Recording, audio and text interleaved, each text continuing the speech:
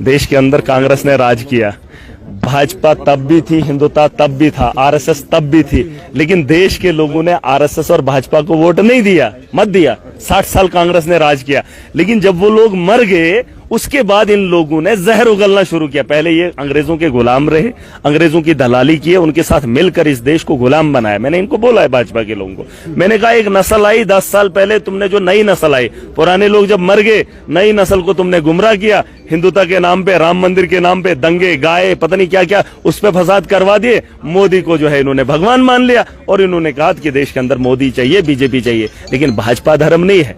अभी 10 ही साल हुए हैं, अब देश को बेचने लगे हैं, अब देश को बेचना चाहते हैं। पहले तो गुलाम बनाया, अब देश को बेचना चाहते थे। हम इन्हीं को यही बोल रहे थे कि देश को हम बिकने नहीं देंगे, देश हमारा है। एक मेंबर असेंबली को आपने कहा था कि आपने जम्मू के लोगों के साथ धोखा किया, किस तरह? एक ने, इन्होंने कौन सी वफा की है? एक आदमी बताओ जिसने वफा की? हर आदमी का क्रशर है, आप इनका रिकॉर्ड उठा के देख लीजिए, एक एक आदमी का रिकॉर्ड। बीजेपी 2014 से पहले क्या थे? 2014 से पहले ये लोग क्या थे? अब 2014 से 2024 तक ये लोग कौन है? देख लो ना, इसके बारे में आप जानकारी कर लो, एजेंसीज बुला लो, इनके पीछे लगा लो। इन्होंने बजरी का क्रशर खोला, रेत का माफिया इनके पास है, इन्होंने जमीनें बेची, इन्होंने क्या नहीं किया? इन्होंने गवर्नमेंट हॉस्पिटल की एम्बुलेंसें तक बेच दी, डॉक्टरों को बेच दिया, इन्होंने तो दरवाजे बेच दिए, मुझे पता है। अब इनसे क्या उम्मीद करो? इन एक से आप बोल रहे हो, एक क्या, एक ने फूल लगाया है, वो बीजेपी का कोई एमएलए, उसने फूल लगाया, उसने डॉक्टर जितेंद्र को इतनी गंदी गंदी गालियां दी थी जब उसका क्रशर बंद हुआ था। इनका क्रशर बंद नहीं होना चाहिए। आज सरकार को मैंने कहा है कि इनको एक एक क्रशर और दे दो, 10-20 डंगर दे दो, ये चलाएंगे, ये गौशाला खोलेंगे, इनको अकल आएगी। इनको अकल है ही नहीं, एक एक क्रशर दे दो, ये उसी में मगन हो जाएंगे, असेंबली अच्छे से चलेगी। आप आम आदमी पार्टी के पहले ऐसे मेंबर चुन के आए हैं जो जम्मू कश्मीर में हैं, आपसे ये जानना चाहूंगा, अरविंद केजरीवाल अभी तक बिल्कुल चुप है, 370 पे वो कोई मौकूफ अपना बयान ही नहीं करे। कल आपने रेजोल्यूशन, मैं आपको, ये आपका चैनल चलेगा, लाइव चल रहा है सर। पार्लियामेंट में जब मोदी आया था, मोदी उसने चीख चीख के बोला था कश्मीर के अंदर आतंकवाद है, याद है आपको? आतंकवाद 370 की वजह से है, हम इस 370 को खत्म करेंगे तो ये आतंकवाद खत्म हो जाएगा। 370 की वजह से वहां के नौजवानों को रोजगार नहीं मिल पा रहा है, 370 की वजह से वहां पे डेवलपमेंट नहीं हो पा रही है, यही बातें हुई थी, यही बात हुई थी। तो ये रेजोल्यूशन जब वहां पर बिल लेकर आए थे तो इसलिए सपोर्ट किया था कि सच में 370 के टूटने के बाद क्या पता डेवलपमेंट होगी, क्या पता आतंकवाद खत्म हो जाएगा। ये थोड़ी ना पता था कि रात के अंधेरे में सारा तामझाम उठा के ले जाएंगे।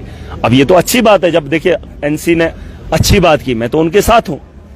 इलेक्शन के अंदर मैं उनके खिलाफ था, कल पीडीपी ने बिल लाया, मैं उनके खिलाफ, क्योंकि वो गलत लोग ला रहे थे। मैंने उसी दिन कहा था, पहले दिन, कि अगर एनसी को मैंडेट मिला है तो एनसी बात करे, अगर एनसी बिल लेकर आएगी हम उनके साथ हैं।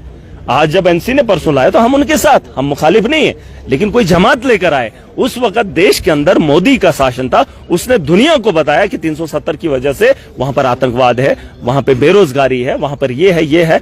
अब वो सारी चीजें नहीं है, वो आतंकवाद फिर भी है, नहीं खत्म हो पाया। अब हम सिक्योरिटी चाहते हैं, तब भी सिक्योरिटी थी, अब भी सिक्योरिटी है, वरना 370 था क्या ही था? फौज तो तब भी थी, क्वार्टर तो तब भी थे, आईएएस तो तब भी थे, बड़े बड़े कमिश्नर सेक्रेटरी तब भी बाहर के थे। देखिए ये चीजें आपको समझनी पड़ेंगी। और जब हमने वोट दिया था तो इस उम्मीद से कि जम्मू कश्मीर बेहतरी की ओर चलेगा।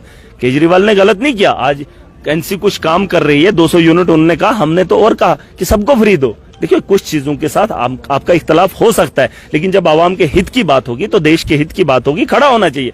लेकिन यह भी बताया था कि असेंबली से एक रेजोल्यूशन जब पास होगा उसके बाद इसको खत्म किया जाएगा, वो तो केजरीवाल को नहीं बताया था। अब ये अंधरात के अंधेरे में उठकर कुछ भी करेंगे, ये चीजें आपको समझनी हो। उस वक्त वोट देना एक अलग बात थी, लेकिन यहां वक्त के हालात कुछ अलग कह रहे हैं। आपको क्या लगता है 370 था तो देश अलग था? ये क्या अलग था? यहां पर तो सारा तामझाम वही लोग देख रहे थे। और ये चीजें मुझे इस बहस में नहीं जाना है, हमने आगे का देखना है। आज मुझे लगा कि जॉब्स की सिक्योरिटी होनी चाहिए, मुझे चाहिए। मैं यहाँ का यूथ हूं, मैं यहाँ का नागरिक हूं, यहाँ तो मुगलों ने राज किया, अरे मैं तो इस इलाके का रहने वाला, जम्मू कश्मीर का हिस्सा हूं। कोई ये ना बताए ये कश्मीर का नहीं है। मुगल वहां से आएंगे, राज करेंगे, अंग्रेज वहां से आएंगे, हिंदुस्तान पे राज करेंगे और हमें बताएंगे आप गांव से हैं। गांव की बात नहीं है, शहर की बात है। जो सोच रखता है, जो सूझबूझ वाला होगा, वो बेहतर बात कर सकता कल है। आखिरी दिन है, हाँ। कल भी हंगामे के बीच चला जाएगा या जिन लोगों ने यार मैंने हाथ क्या जोड़ के गुजारिश की है, नौजवानों की बात करो, खुदारा एज रिलैक्सेशन की बात करो। आज सरकार ने ये कहा है कि हम वो सारी पोस्टें फिल करेंगे जो अभी तक खाली है।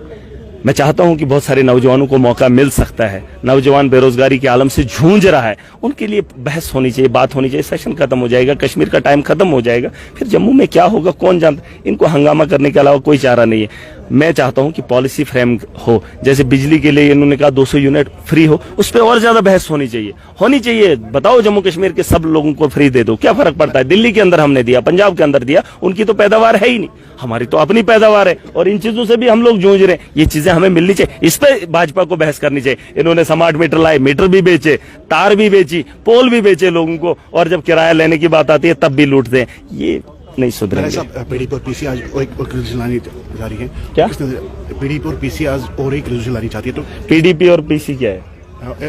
सजाद लोन 3 लोगों की बात मत करो, यह हाउस 90 लोगों का है। मोटी मेजोरिटी की बात हो तो मैं बात क्या जो लास्ट दिन लाई थी उसमें कोई कमी थी? नहीं, मुझे उस पर बात ही नहीं करनी। हमने अपना स्टेटमेंट दे दिया है। 3 लोगों की आप बहस करेंगे, महराज मलिक अपना एक स्टैंड रखता है, हम एक अपनी बात करते हैं। आवाम के हित में जो भी चीज होगी उस पर बात करेंगे। अब अगर किसी को ड्रामा करना हो तो ड्रामे की जरूरत नहीं है। मुझे बताओ इन्होंने लड़ाई कैसे लड़ी?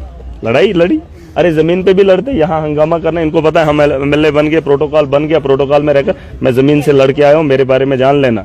ये जो यहाँ पे लड़ रहे हैं ना बेवकूफ और जाहिल, यहाँ हंगामा कर रहे हैं। हमने 15 साल जमीन पे गरीब के लिए लड़ा है, हमने बड़े बड़े ताकतों को रोका है। आज ये हुलिया देखकर ये मत समझना कि ये कैसा है। ऐसा ही मैं था जब से मैं चुन कर आया हूं और लोगों ने मुझे ऐसा पसंद किया क्योंकि 15 साल में आवाम के लिए जमीन पे लड़ा हूं। ये घर के दरवाजे से कभी बाहर नहीं निकले, ऐसी गाड़ियों में उठकर यहाँ हंगामा करेंगे और फिर बोलेंगे कि हमने ये रेजोल्यूशन। चिट्ठी लिखने में क्या ही फर्क पड़ता है? 2-4 हरफ क्या लिख दिया, हंगामा कर दिया, दुनिया को बेवकूफ बना दिया।